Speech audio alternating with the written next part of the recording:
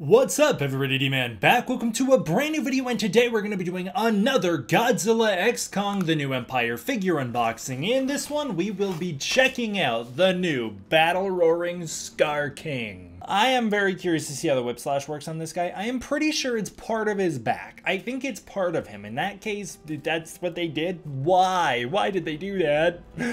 That's where the intro goes.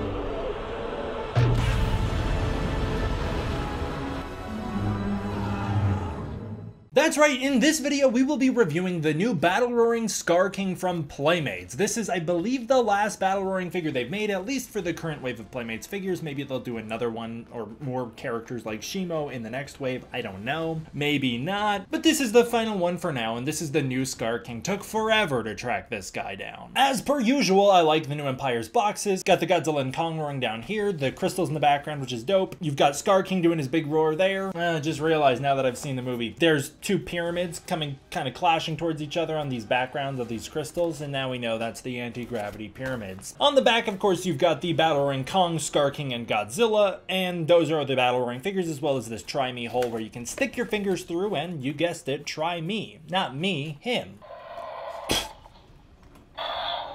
Mine just didn't want to try it. Bottom of the box is just your standard info. Let's get the dude out. Packaging comes with instructions that tells you how to swap out the batteries and how to make Skar King roar. Of course, these guys take LR44 batteries, which is like one of the more inconvenient types of batteries a toy can take. I hate that stuff, but they're smaller, and I understand that, you know, they're more convenient for a toy like this. Well, there's Skar King out of the box, and you know what? He looks all right. I think the sculpt overall is pretty decent. I actually like a lot of the detailing they've done for this guy, but I don't love the pose, which is pretty standard for these battle-roaring figures. I'm never the biggest fan of the poses they give them. Also, the placement of the battery pack is a little inconvenient down here on his back. The only way you can get access to it is by opening up the back of the whip slash, which I can now confirm it is fastened onto the body, a decision I don't understand. You have a working, functioning whip slash that can come off Skar King with this toy. I don't know why you would then fasten it onto the body for this one. That's like an unnecessary change, which makes the figure cheaper and worse. Is it just so then you don't have to have his hands open? Is it because it would be weird if this was the only one that came with an accessory? I don't understand the decision to take a functioning whip slash toy. It's not like they re-sculpted the whip slash. This is the same whip slash. It's just been expanded to fit the newer body. But then they changed it so it's now fastened onto the body rather than being free floating. That's a weird move for Playmates to make. Taking an accessory and then making it not an accessory is strange. Overall, Skar King does look pretty good though. I do like the sculpt. It does seem to be generally a reuse from the normal Playmates 6-inch Skar King, but that's not a problem. One of the very few sculpting differences I can see on this guy other than the pose is that they gave him nipples now, which I respect. I respect that. They've also made some of the muscles on his chest a little more defined than it was on the other, but the way that the chest bleeds from the chest to the fur is no longer as defined. They've of course had to add the knees as well, simply because the other Skar King had articulation joints on the knees, so you couldn't see that, as well as the back of the knees they've added because they've removed the articulation. Overall, the sculpt is pretty solid. I do like a lot of the details. For instance, the feet have toenails, which is a cool small little detail. I like that they've given Skar King his hunched back, although it's a little hard to tell given his whip slash. While I don't love the arm poses, the arms are well sculpted, with the fur running down the arms and then bleeding into the skinned portions of the arms, which do not have fur on them. It's especially prominent on the arm that's raised up in the air. His hands look really solid with new fist sculpts. Of course, on the other Playmate Skar King, one of the hands was open so it could hold the whip slash. And they have given a fingernail on the thumb as well, and they have pretty good skin texturing on that. The face looks really nice. I like the rubber head. I always think that the rubbery heads look really nice, and this is no exception. This one looks really good as well. Good detailing with the ear, with the way that the hair bleeds onto the forehead. That looks really solid. Skar King's face looks really good. He actually looks a little slightly more menacing than the other one, maybe because the mouth is a little more open here. And I really like the sunken in eyes there. Opening the mouth, he looks pretty good as well. Look at the teeth. There's also a little tongue in there, which is cool. And then the whip slash being sculpted onto the body looks pretty decent as well, especially on the back here. I think it looks pretty solid on the back. On the front, it looks pretty all right, but you can see this big joint disconnected right here. And then there's the little nipples that I was mentioning.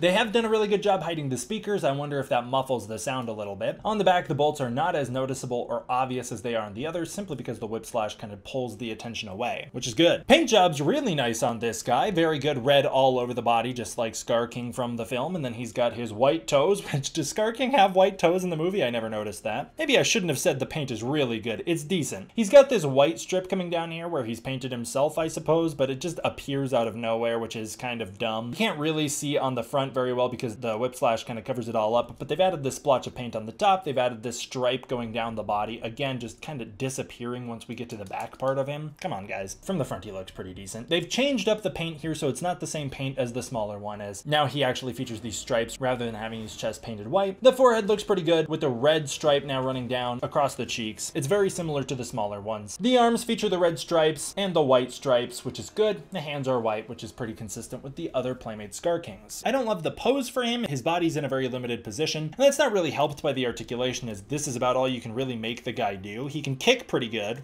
which is good because Skar King's such an agile dude in the movie. I love Skar King. He is the big standout from the movie. I love that guy. But the pose itself just isn't great. He can't do a ton of fighting, especially with this arm just being up in the air. I guess he can throw some awkward short uppercuts and then some right hooks.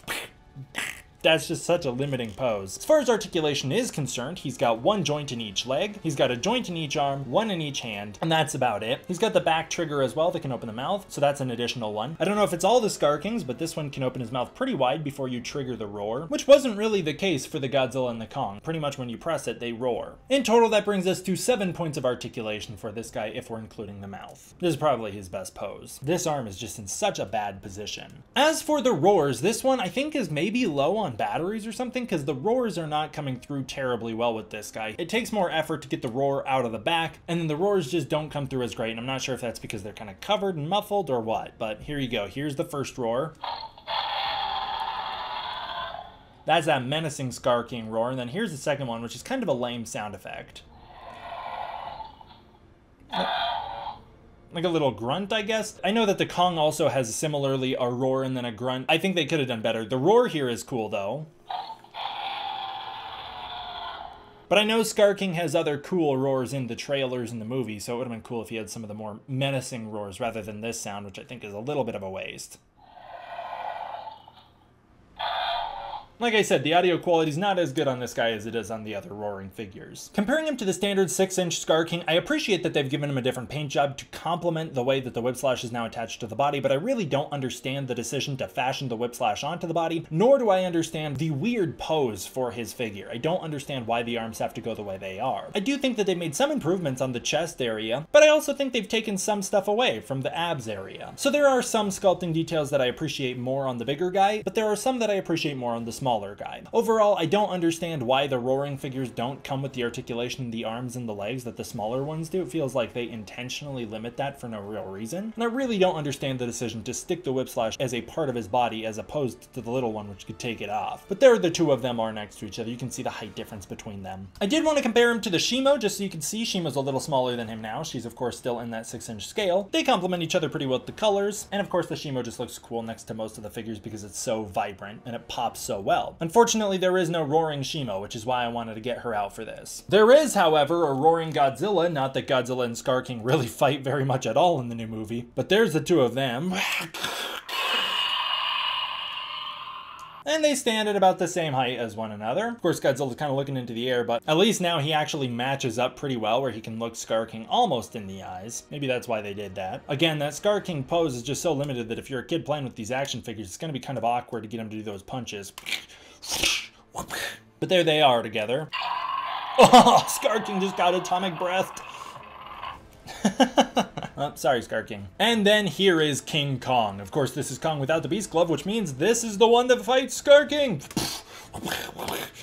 And they both got like one limited arm that doesn't allow them to fight very well, so they're just throwing punches at each other. Kong can get him with the left hook, while Skar King can get him with the right hook. They can just back and forth them. Was Skar King even contributing to that? A little, I guess. Skar King's dope, man. And there they are together. These two do complement each other very well. I like these two together as a little pair. And when you see the poses side by side, the poses complement each other fairly well as well, although I don't think they stand very well on their own. Well, overall, I think that the roaring Skar King is pretty decent. I think that there's a lot of things that they could have done better. Either taking the whip slash off completely so that he doesn't have that hindrance, which takes away from the paint on the front. I do think they've painted around it pretty nicely, but you could have just used a better paint job on the front if you didn't have the whip slash. It also muffles the roar a little bit, and it's a bit of a hassle, especially if you don't know how to unhinge the back, which is very easy. You'll figure that out very easy. It just pops out if you haven't read the instructions, but if you don't know how to change the batteries out, it might be a little confusing at first. I think that the whip slash, either get rid of it or let him take it off. It just feels strange that it would be the way it is here. And then again, I don't love the pose for this guy. Other than that, he's pretty solid. The paint job's decent, the sculpt is decent, and I do like the roar. I love the gimmick. I love the feature of a battle roaring toy. I just think they're fun. I'd give this guy a 7 out of 10. I like the idea of it. I think they could have gone further with it. Either give him a bit more of a ranged motion, or let him take the whip off, or, you know, just get rid of it. Commit or don't. I don't know.